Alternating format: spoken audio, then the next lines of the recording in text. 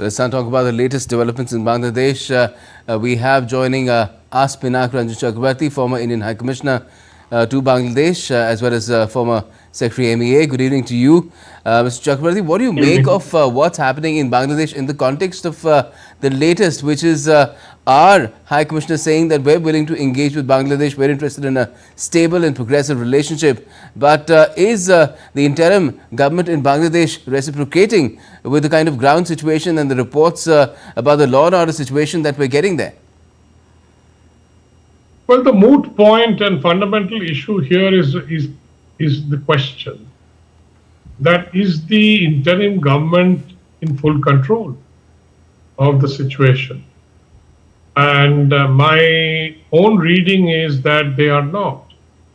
Hence, you see this kind of violence and kind of attacks on various people going on. So the law and order situation has really broken down to an extent that everybody is going around seeking revenge on whoever they want. I mean, whoever they think they have to seek revenge.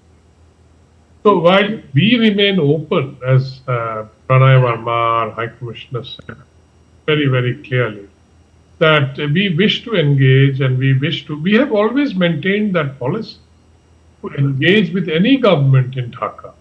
We're not interested how they came to power, because Bangladesh has had a history of regime change and including violent regime change.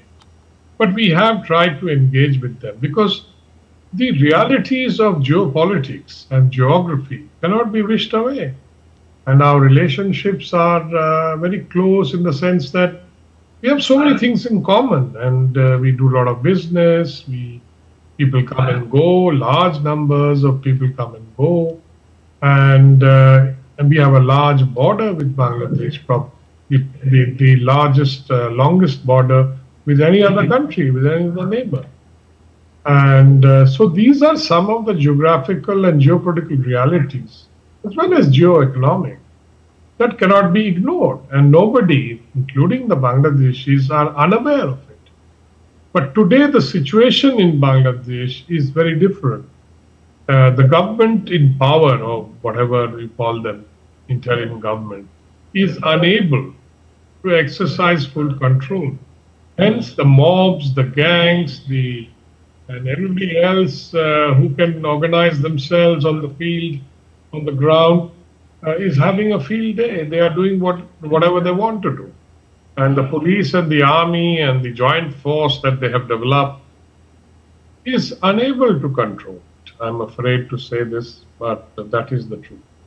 Right, but of late what we've seen is that being unable to control the situation on the ground is one thing, but it seems that the interim government, particularly its head, Professor Dr. Muhammad Yunus, has been unwilling to even acknowledge what is happening on the ground as far as minorities and particularly Hindus are concerned. Well, like, I understand his dilemma. How does he acknowledge? Because he's been put there as the head of the IG, and it is his responsibility. And he cannot acknowledge that I have failed, that I am unable to do so. Nobody does that. And when you are in that position, put in that position of power.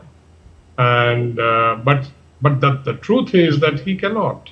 That is why you see all these things happening. The situation is such that this person who's been arrested under sedition charges, a Hindu religious figure, he's not got a lawyer today. His bail hearing had to be deferred for a month because his original lawyer got attacked and is in a critical condition, and nobody else was available to represent him. Well, that underlines the point that I am making, that there is lawlessness and there is no rule of law that operates in Bangladesh to the extent that we think it should. And that is why you see these things happening. And I'm afraid that the case itself against the Swamiji is completely trumped up and sedition. What sedition? It's not been defined yet. and now they just simply want to put him in prison without any legal help. I mean, this is ridiculous. How can any civilized country accept this? Right, but how can this situation persist for long the way things are in Bangladesh? Because there is pressure being built from different quarters, not just within India, but even overseas. Interventions are being sought from even institutions such as the United Nations. Even we've heard Donald Trump speak about it, the President-elect of the US, and even UN Secretary General. Well, things are heating up, and things are happening on the global stage also. Demonstrations, etc., and groups that are watching all these developments in Bangladesh, but they seem to be a bit oblivious to it. I wonder why. Because they think they can get away with all this, but ultimately everybody has to pay a price.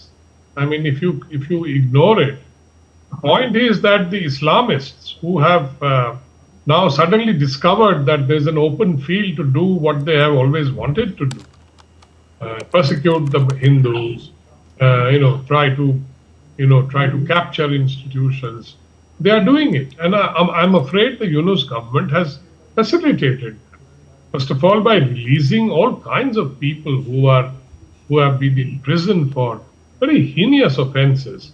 They've been released, and they are out there, joining the mobs and taking revenge on whoever they think is their sort of revenge enemy. And Hindus are one of them. The Islamists have their ideology about Hindus being kafirs and they should be either converted or driven out of Bangladesh. It's kind of philosophy that Pakistan has followed for many years now. Yes. So that's the situation. Well, we can only hope that there is some action where fairness is concerned, at least, and rule of law is something that is restored in the interest of the entire nation, not just certain communities. And I'll request you to stay on with us to talk about what is happening in terms of the ties between India and China as well. We've had the External Affairs Minister say something pretty significant in Parliament today in the Lok Sabha about it.